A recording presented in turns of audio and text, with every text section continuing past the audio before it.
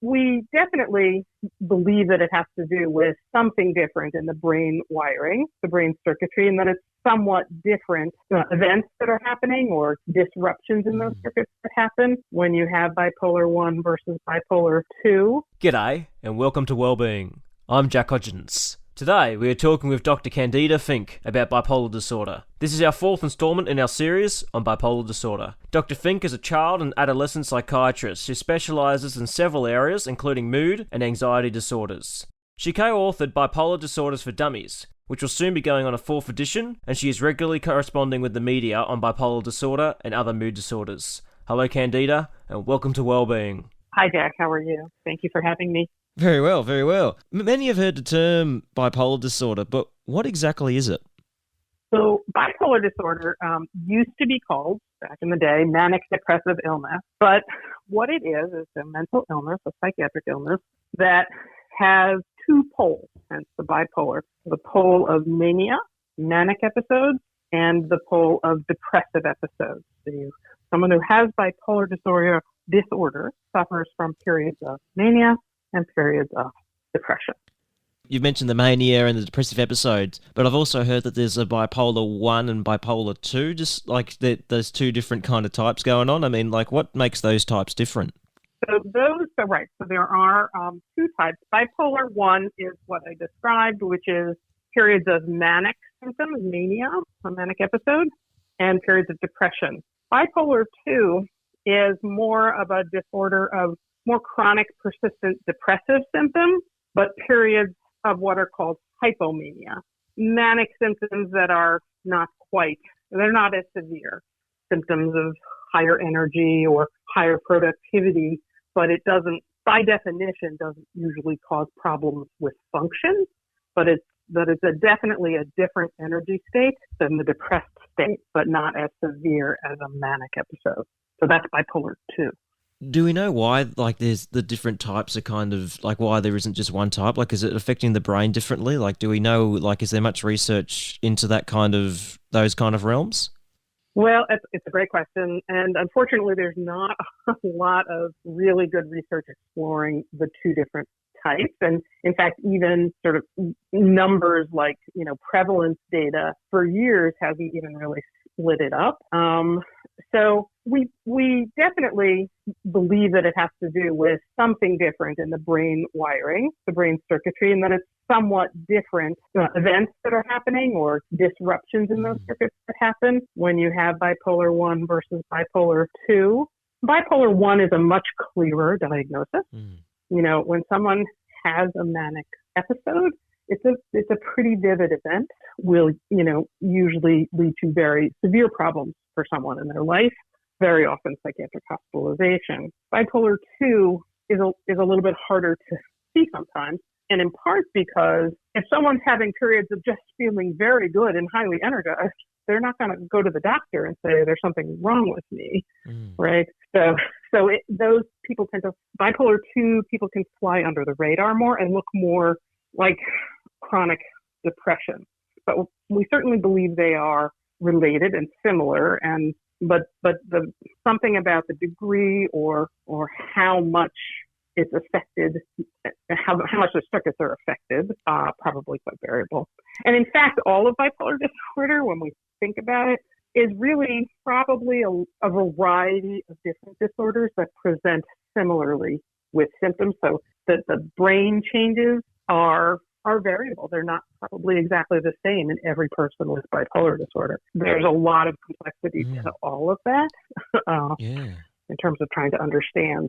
Yeah, and I would imagine too, I mean, just kind of what you were describing of bipolar 2 there, that, like, it's not quite as obvious almost. I could imagine then that would be quite hard to diagnose. It is, because, if someone is living with chronic, pretty persistent depressive symptoms or recurrent episodes of major depression, and then they feel good for a while, it can be a hard call if someone is just finally feeling better and this is their actual function without depression, or has it gone sort of past and is more of the hypomanic, just beyond, like a little too much energy or a little.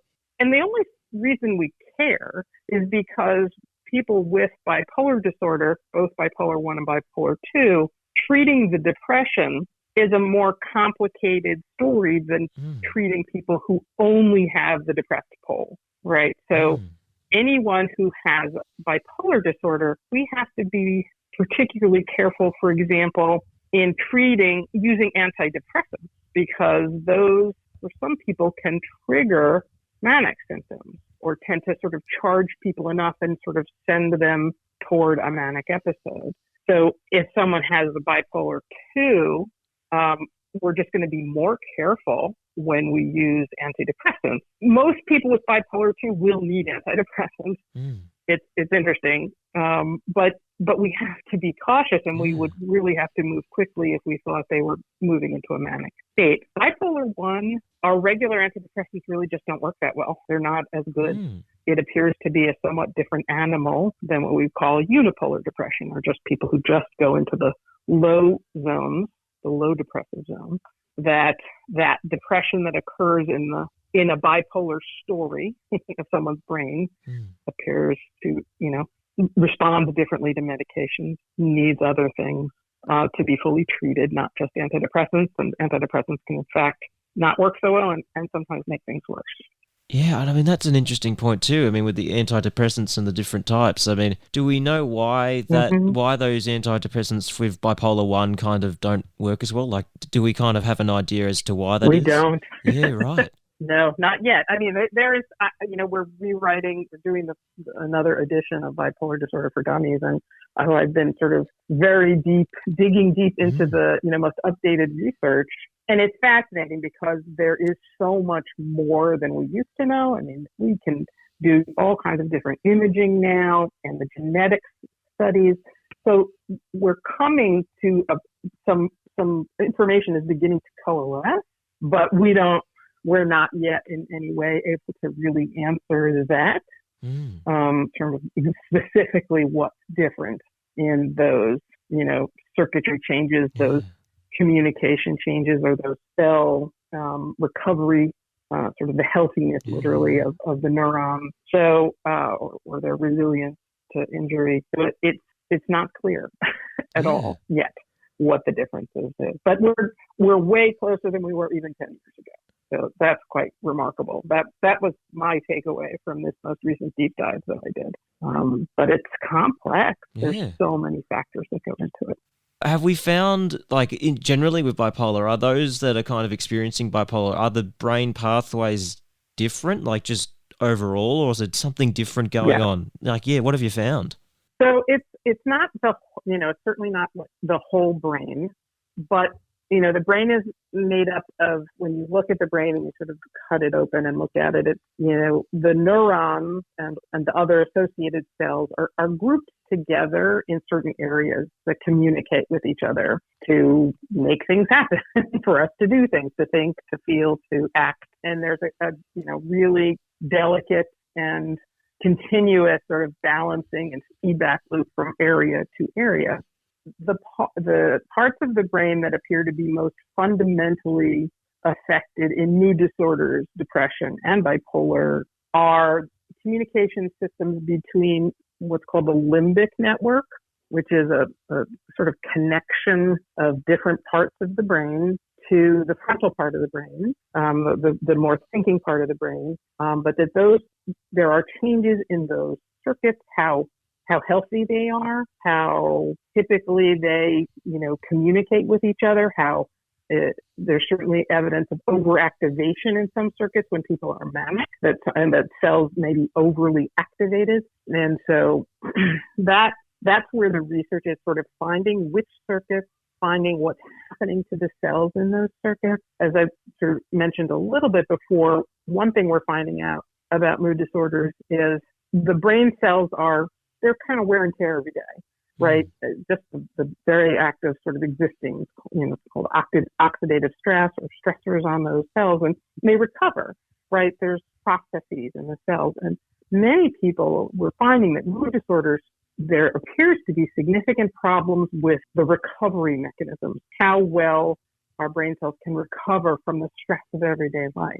So that's just another area of research in those systems in particular, in those circuits particularly. So there's not a wide range, but we're narrowing in on these ideas of but underactivated or overactivated, literally the cells and their communications between cells, the recovery of cells, of nerve cells, neurons, and other cells, how they recover from damage. So I think those are two important areas that are really being researched, and getting closer. We're getting more of an understanding in the basic science and basic research, looking at imaging and genetics are sort of how we're coming to understand those things. You're listening to Wellbeing, a nationally distributed radio show and podcast. My guest today is author and expert Dr Candia Fink, where we're discussing bipolar disorder. What is the usual onset for bipolar to start showing up in people? The average is about age 22. So early 20s, late teens is the most common time. That being said, it can present earlier. Under pre-pubertal is very rare. That happens. Adolescence, earlier in adolescence, you start to see it, but late adolescence and young adulthood is when it really picks up. And there also appears to be a second burst of diagnoses in mid-40s to mid-50s, so we're not sure what that's about. That's really not entirely clear. In the past, I'd have to look this up actually, I didn't get to check this data, but I haven't worked on the chapter on women yet, but that may be a more common phenomenon in women and may have to do with hormonal changes in regulatory, the hormones regulate and are modulators in mood systems, but it's been an interesting phenomenon. But it can happen, it is primarily a disorder that appears in young adulthood. That's when we see, that's the most common time to see the first manic episode. Often people who have bipolar disorder have struggled with depression or other mood symptoms before that presents, but especially depressive episodes. But the true mania episodes, or even hypomanic episodes tend to appear more in adolescence or young adulthood. We spoke a little bit in the beginning about what, we mentioned the manic episodes and the depressive episodes, but what is a manic episode? What's kind of going on when someone's kind of feeling like that? So a manic episode, it's much more than just mood. So what a person is experiencing, or what we see when someone is in a manic episode, there are persistent mood changes where it can be euphoric. It can be, I'm the happiest I've ever been, but it can also be primarily irritable and angry, or mixture of euphoric one moment to raging the next. So, and it's whatever you see, whenever you're talking about a manic episode, I should preface this, all these changes I'm going to talk about, they're very different from the person's baseline. So to go into the episode, this looks very different. People around the person will notice and say, what's happening here? So mood changes in the sort of elevated or irritable direction, energy changes, much more energy than usual, starting to do a million things, like starting all kinds of projects or new activities, and needing little sleep is common. So not just insomnia, like I'm having trouble going to sleep at night, but I'm tired the next day. This is a burst of days at a time needing very little sleep, or feeling like they need very little sleep, just going and going and going and going. Their speech will become rapid or pressured is the term. So they're moving and thinking in sort of high gear. And then the content of their thinking can range from, feeling very grandiose or much more confident than usual, to, really feeling like they've found big answers to the world's problems or have some big discovery, to become, delusional in many cases, to have big ideas, see big connections places, paranoid, and it can become quite disconnected from reality. It's mood, it's energy, it's action, it's thinking, it's all those. How does that high energy connect with, you mentioned how they can sometimes get feel angry and how does that high energy lead to kind of anger and that kind of feeling? Well, it's probably those symptoms all feed on each other, right? So that energy, doing a million things and trying to do things, literally being sleep deprived even though they don't feel like it, that will make you angry.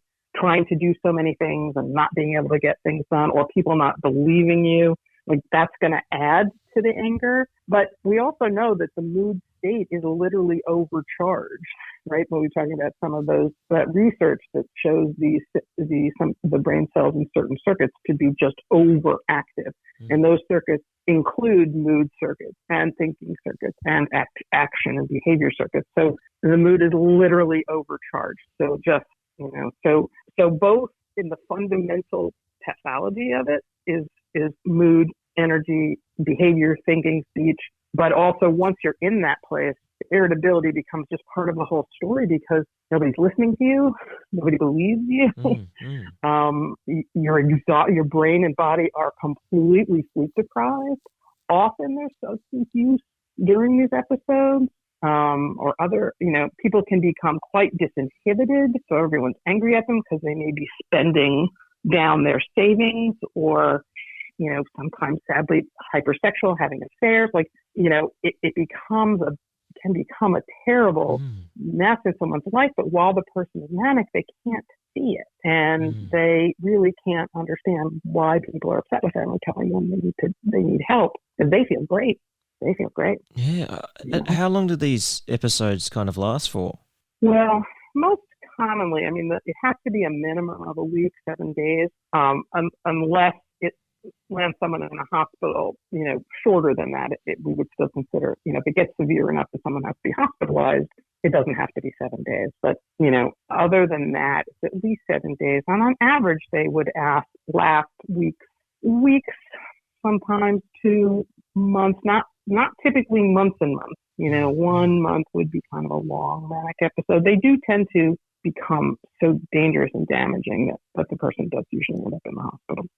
And of course, on the flip side to those, high energy, manic episodes, there's the depressive episodes. And it almost seems like that's like the complete opposite to, the high. Exactly. Yeah. Really the flip side.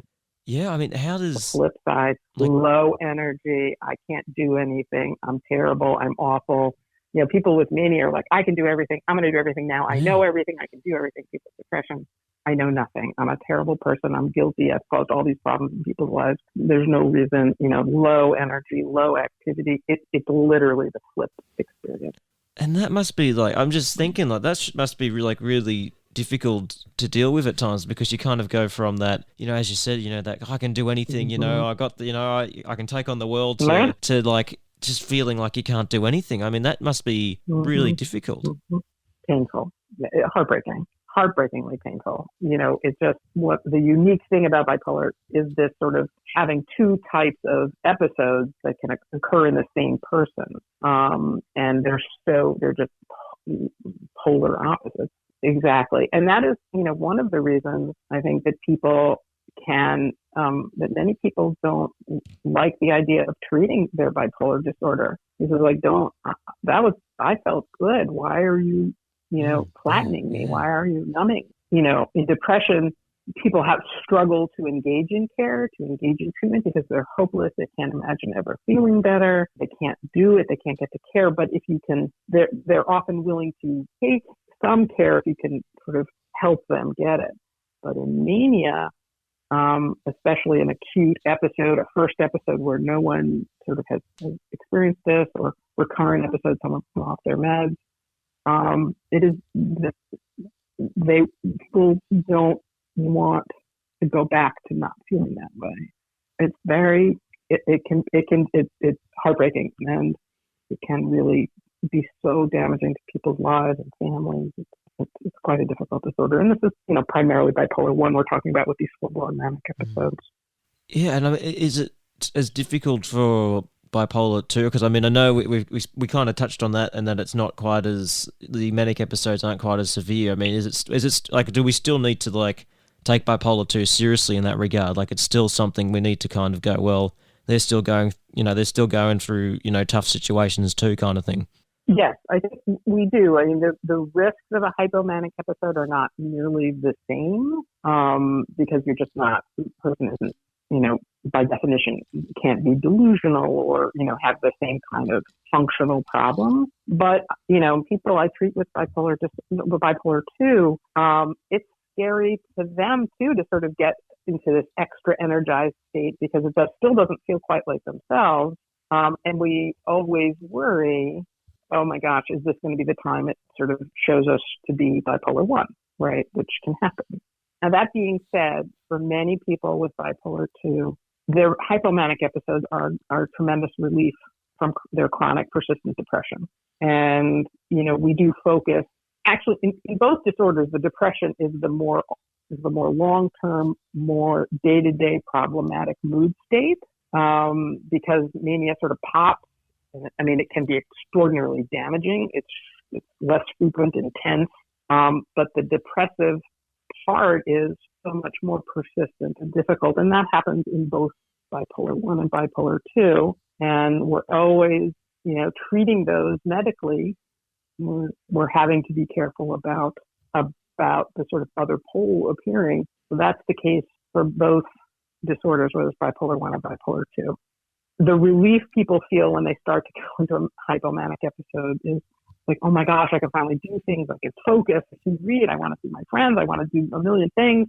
And for some people, they feel like that is absolutely their highest functioning kid, so they're not too anxious to totally get rid of it. I mean, it's so individualized, and people, are themselves individually. Every person with this disorder has to sort of manage all of this, hopefully with a good treatment team and a family that's willing to, and caregivers that can work and understand it, but it's very challenging for either. It's just not the same kind of life implosion that manic episodes create, and those are life imploding. You're listening to Wellbeing, a nationally distributed radio show and podcast. My guest today is author and expert Dr. Candia Fink, where we're discussing bipolar disorder. Do those with bipolar ever have naturally, can they feel normal? Like not be manic or depressive, like just have that moment of stability, like just naturally, or really is medication the only way to kind of reach that stability?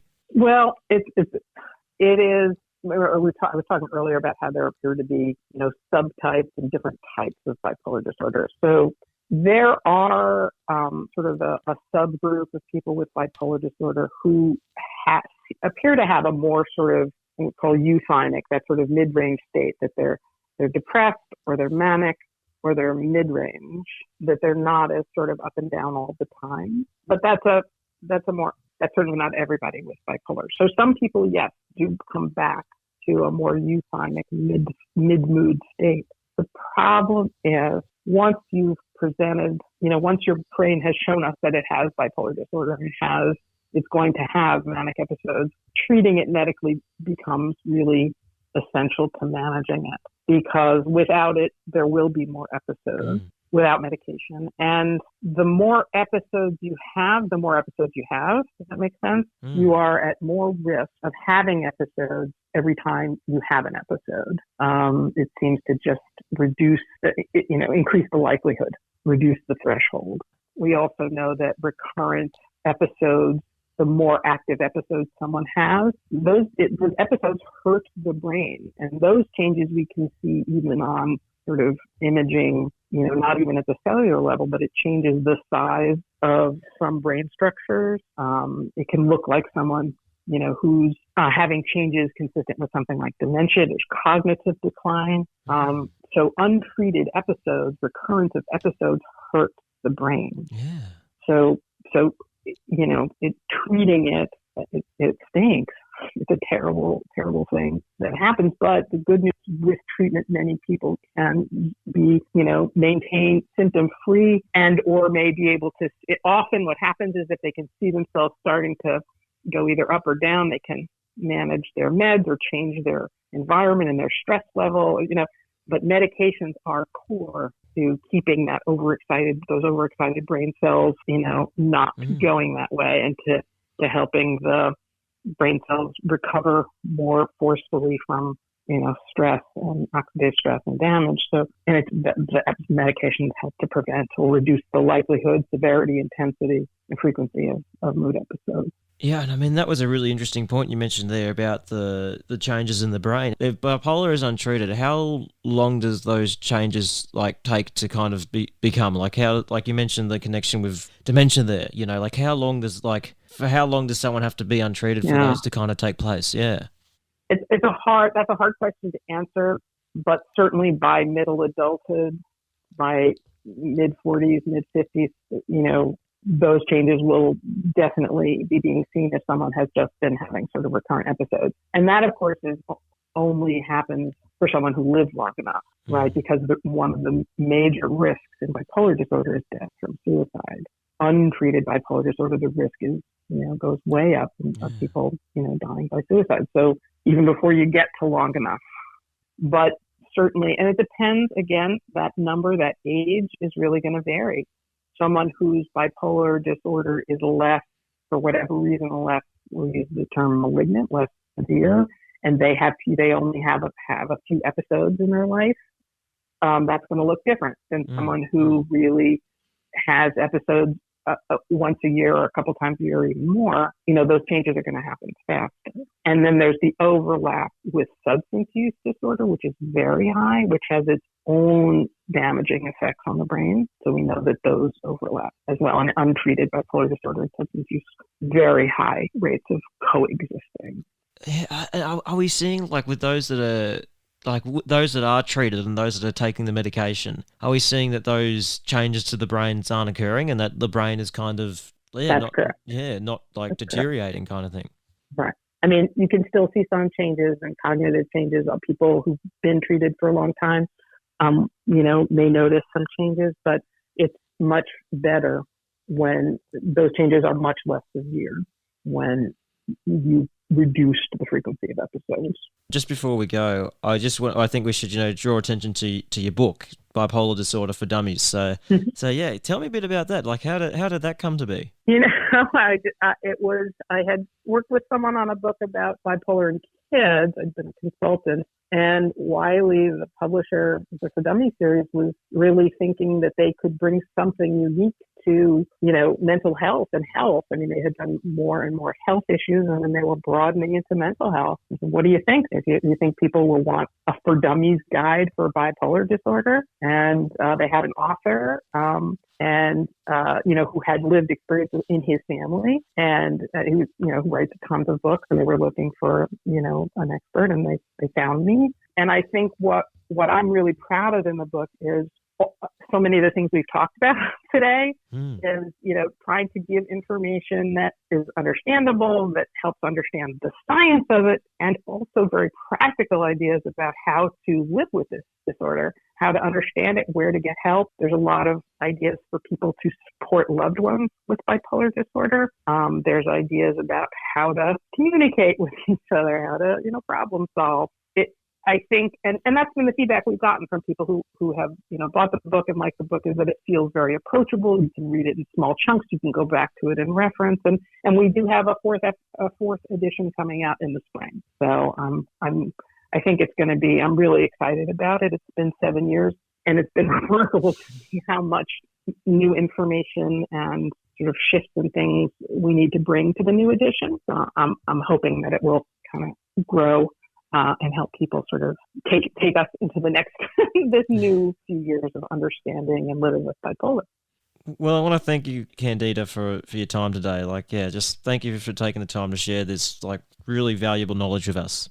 Well, thank you so much for inviting me, and I love to share it, and I really hope this is helpful to people to hear about it and to be talking about. So thank you for all you do, and for inviting me. I really appreciate it. My guest today was bipolar expert Dr Candia Fink, author of the book Bipolar Disorder for Dummies. Having covered bipolar disorder for the last month from an academic perspective, we continue our 12-part series talking with those who have actually experienced bipolar firsthand. And so, tune in next week when we talk with author and entertainment lawyer Terry Cheney about her journey with bipolar in our 5th installment of our series on bipolar. And if you like this content, check out the Wellbeing podcast on Apple Podcasts or Spotify for more. Thank you for listening. I'm Jack Hodgins, and all of us at Wellbeing wish you well.